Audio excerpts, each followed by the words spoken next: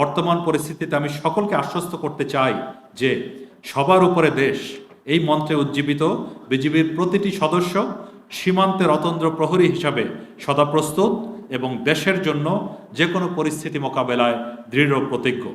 আজকের এই আয়োজনের জন্য উদ্যোগ গ্রহণের জন্য আমরা কার্ল বেঞ্জ অটো কেয়ার এবং উইমেন সাপোর্ট গ্রুপকে ধন্যবাদ জানাচ্ছি, কৃতজ্ঞতা জানাচ্ছি, কারণ তারাই প্রথমে ইনিশিয়েটিভ নিয়েছিলেন আজকের যারা আহত তাদেরকে পুনর্বাসনের জন্য, এবং তাদের সেই ইনিশিয়েটিভ নেওয়ার পর আমরা বিজিবির পক্ষ থেকে আমরাও অংশগ্রহণ করার জন্য অনুরোধ জানিয়েছিলাম এবং তারা রাজি হয়েছেন।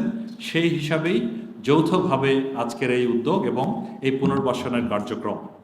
এবং এই বিষয়ে আরও বিস্তারিত মেজর ফেরদৌস অবসরপ্রাপ্ত উনি বলবেন আপনাদেরকে, তা আমি এতটুকু তার জন্যই ছেড়ে দিচ্ছি। আর একটি বিষয় আপনাদের সবাইকে জানাতে চাই, আজকের এই 7 জনকে পুনর্বাসনের মধ্য দিয়েই বিজিবি কিংবা আমরা সকলে সার্বিকভাবে থেমে থাকব না।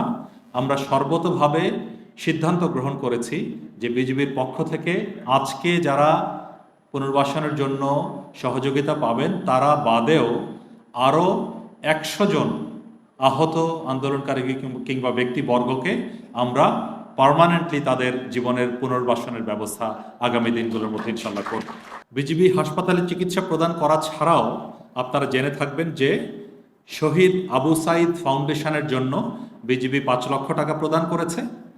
আর এর মধ্যে প্রকৃত অর্থে যেটা না বললেই নয়, আমরা আমাদের স্বরাষ্ট্র মন্ত্রণালয়ের কাছ থেকে, বিশেষ করে আমাদের মাননীয় স্বরাষ্ট্র উপদেষ্টার কাছ থেকে এই আহতদের পাশে দাঁড়ানোর জন্য আমরা সর্বসময়ই নির্দেশ, উপদেশ, উৎসাহ সবসময়ই পেয়েছি। এবং তিনিও আপনারা দেখেছেন যে ইতিপূর্বে বিজিবি হাসপাতাল এবং অন্যান্য হাসপাতালে গিয়ে আহতদের পাশে থেকেছেন এবং সহায়তা প্রদান করার চেষ্টা করেছেন।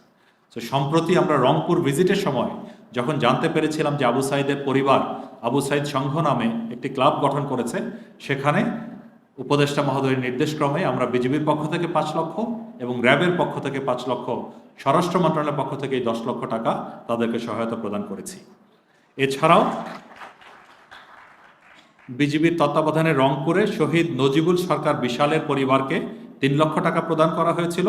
এবং আমরা পপুলার হাসপাতালে যখন শিক্ষার্থীদের চিকিৎসা চলছিল তখন আমরা বিজিবির পক্ষ থেকে আরও 5 লক্ষ টাকা প্রদান করেছিলাম। আর বক্তব্য দীর্ঘায়িত করতে চাই না। পরিশেষে বর্তমান পরিস্থিতিতে আমি সকলকে আশ্বস্ত করতে চাই যে সবার উপরে দেশ এই মন্ত্রে উজ্জীবিত বিজিবির প্রতিটি সদস্য সীমান্তের অতন্দ্র প্রহরী হিসাবে সদা প্রস্তুত এবং দেশের জন্য যে কোনো পরিস্থিতি মোকাবেলায় দৃঢ় প্রতিজ্ঞ।